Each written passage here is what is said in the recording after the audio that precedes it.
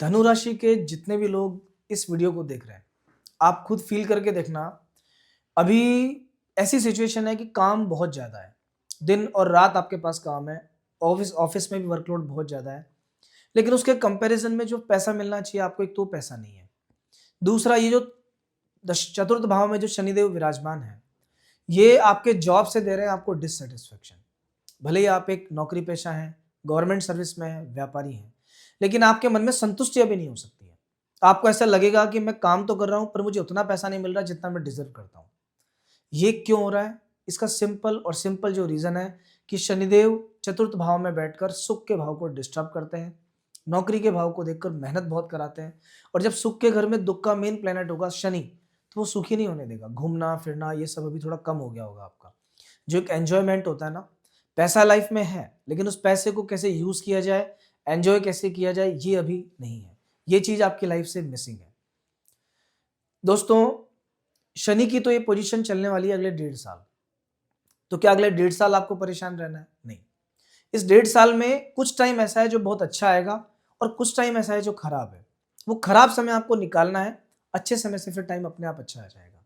और बहुत सी ऐसी सिंपल रेमेडीज़ होती हैं कि अगर आपने वो उपाय किए, उसके बाद में जो नकारात्मक ग्रह होता है वो भी सकारात्मक हो जाता है।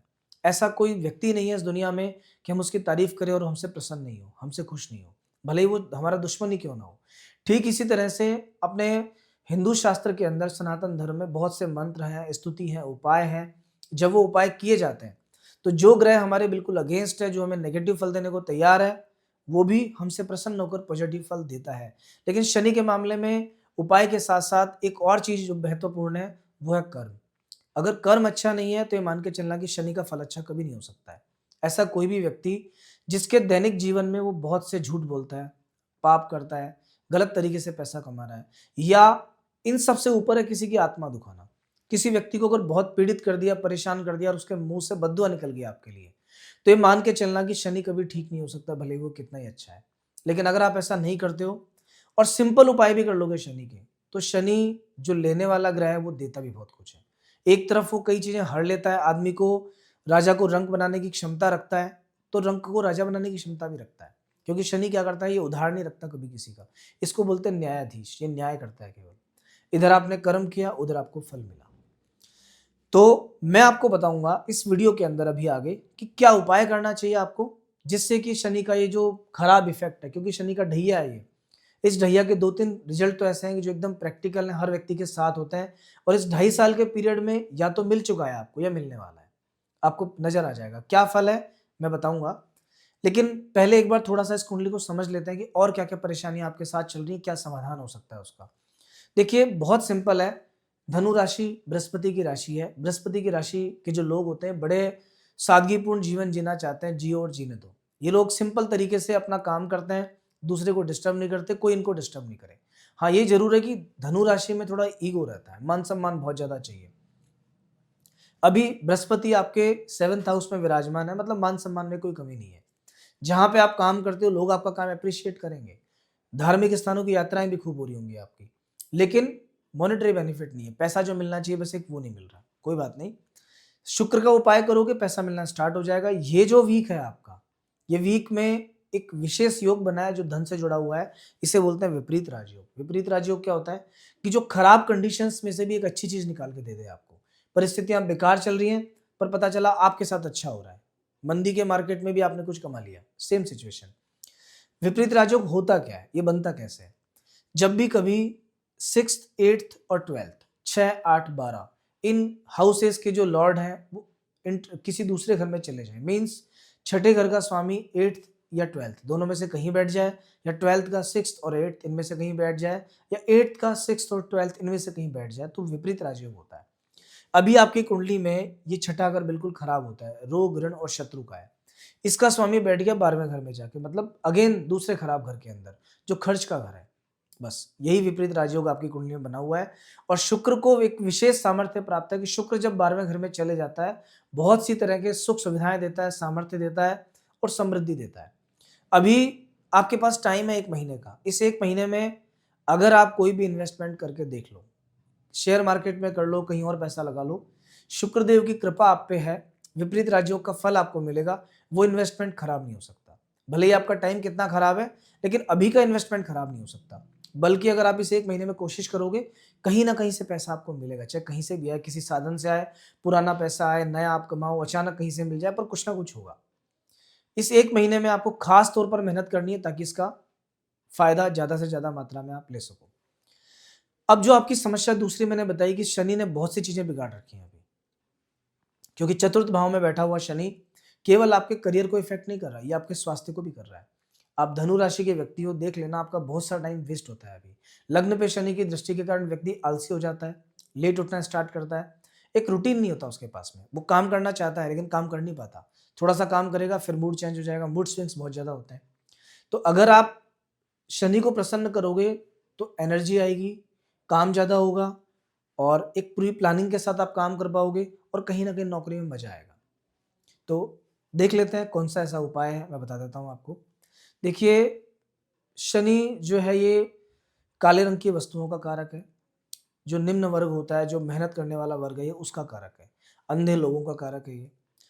शनि का सबसे सिंपल जो उपाय है, 2 तरह के उपाय होते हैं, कुछ लाल किताब के उपाय हैं, कुछ वैदिक ज्योतिष के उपाय हैं। मैं आपको तीनों उपाय बता देता हूँ। सबसे पहले बात करेंगे लाल किताब की। लाल किताब जो ग्रंथ है वो केवल उपाय के लिए सबसे मशहूर है क्योंकि इसके जो उपाय हैं वो देखने में बहुत सिंपल लगते हैं और ऐसा लगता है इससे क्या होगा, लेकिन वो असर बहुत जोरदार करते हैं। लाल किताब में लिखा है इस चीज़ को यहाँ से उठा के यहाँ रख देना, ऐसा हो जाएगा और वाक़ई में ऐसा हो जाता है।